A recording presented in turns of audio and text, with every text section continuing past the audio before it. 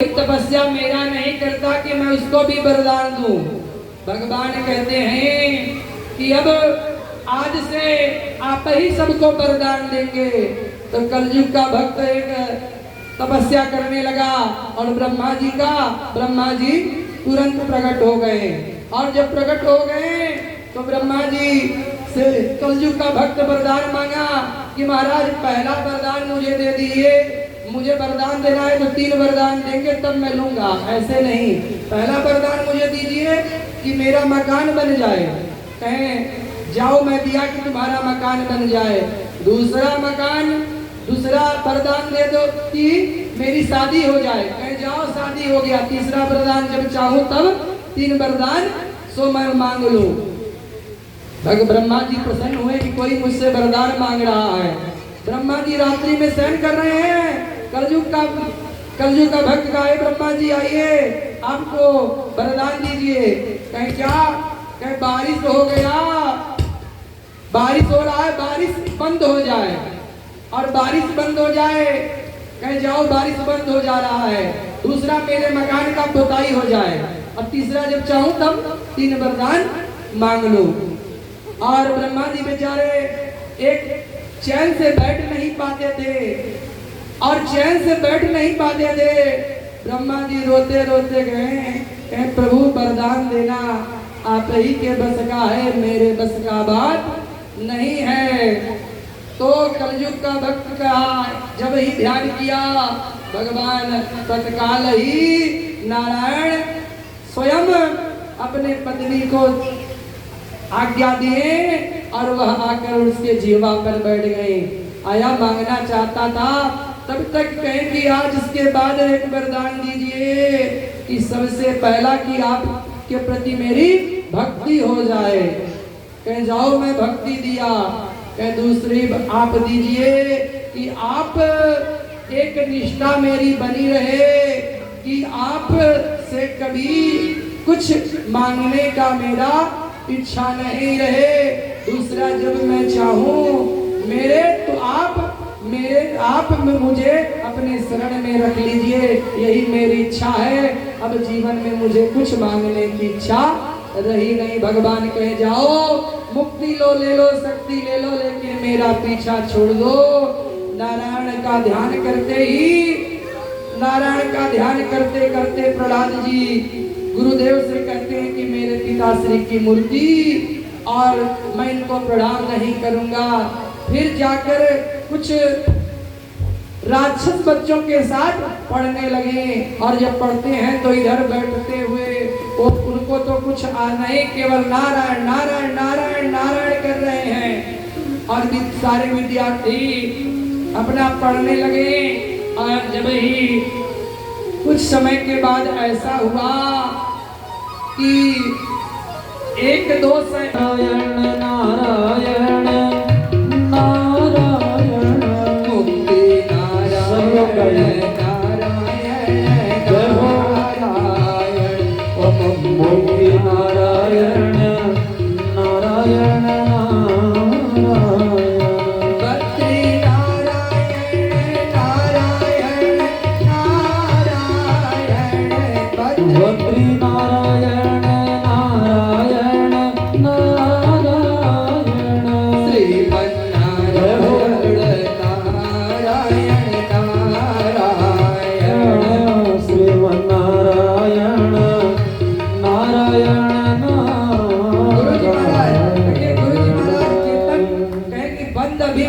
सैनिक गए वो भी नहीं आए।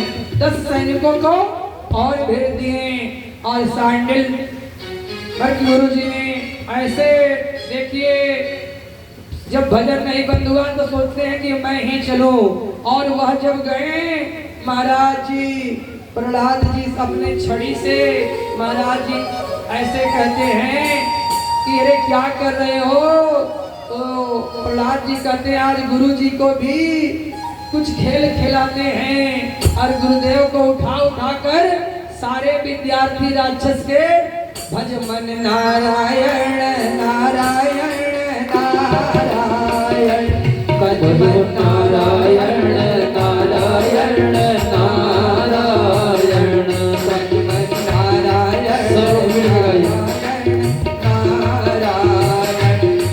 नारायण नारायण नारायण लक्ष्मी नारायण नारायण नारायण लक्ष्मी नारायण नारायण नारायण प्रेमन नारायण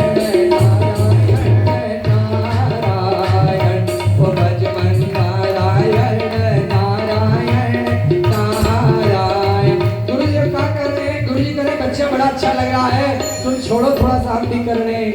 और गुरुदेव स्वयं को करने लगे श्रीमन नारायण नारायण नारायण श्रीमन नारायण नारायण नारायण भजमन नारायण नारायण नारायण भजमन नारायण नारायण नारायण श्रीमन नारायण नारायण श्रीमन नारायण नारायण नारायण श्रीमन नारायण नारायण नारायण। और भगवान का कीर्तन हो रहा है, इसका आवाज कहाँ पहुंचा? हिरण्यकश्यपु के महल में। हिरण्यकश्यपु तुरंत ही आया तो देख रहा है कि गुरु महाराज भी भजन कर रहे हैं और भजन कर रहे हैं। इतने राक्षस के जो बच्चे हैं सब भजन कर रहे हैं, हमारे दुश्मन का नाम ले रहे हैं। सोचते हैं कि ये तो प्रभाव किसी और का नहीं, हमारे पुत्र का है, हमारे पुत्र प्रहलाद का। हिरण्यकश्यपु विचार किया कि अगर कीर्तन में रोकना चाहूंगा तो रोक नहीं सकता, अगर एक एक राक्षस के बच्चे को रोकूंगा तो एक भी समाप्त नहीं होगा, और मैं अगर अपने पुत्र को स्पर्श भी नहीं कर सकता।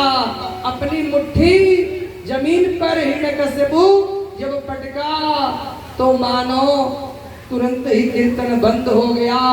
जब कीर्तन बंद हो गया तो गुरुदेव महाराज को डांटने लगे कि ये क्या कर रहे हैं, कौन सा पाठ पढ़ा रहे हैं? मेरे आप दुश्मन का पाठ पढ़ाना इस मेरे पुत्र को प्रारंभ किए, इस कुल राक्षस के बच्चों को पढ़ा रहे हैं। तो कहते हैं क्या बताऊं महाराज, मेरे शरीर में ऐसा करंट लगा कि मैं अपना सुध बुध भूल गया। तो मैं ऐसा भूल गया कि मैं क्या बताऊं। तत्काल ही हिरण्यकश्यपु प्रहलाद जी के पास पहुंच जाता है, कहता है कि अब तुमको कोई भी मुझसे नहीं बचा सकता। तो प्रहलाद जी महाराज हाथ जोड़कर खड़े हो गए, कहते हैं पिताश्री, अरे जन्म देने वाला मारने वाला तो केवल मेरा प्रभु है, और अगर मेरे प्रभु बचा लेंगे तो कोई मुझे मार नहीं सकता। कहे तुम्हारे प्रभु दिखाई पड़ते हैं कहीं? कहे हाँ, मेरे प्रभु तो आप में भी दिखाई पड़ रहे हैं, और प्रभु मेरे इस खंभे में भी मेरे प्रभु हैं। और जब मेरे इस खंभे में मेरे प्रभु हैं, तत्तदुनि विनितं मरात्मनं कुलभेदकराधमं तं सगच्छन्ति तोयं यक्षकः। और कहते हैं कि मेरे पिताश्री, मेरे जो प्रभु हैं ये तो अंतर्यामी हैं, ये सर्वस्व विराजमान रहते हैं। सुर कहे अनेक फिरे कड़ मांगत के पद, सुर के स्वाद कहाँ पुनिताल मजीरा बाजती, फिर मीरा से मतवाली चाह कहाँ। सिया राम कथा कितनों ने लिखी पर तुलसी दास जैसी मर्यादा कहाँ। नरसिंह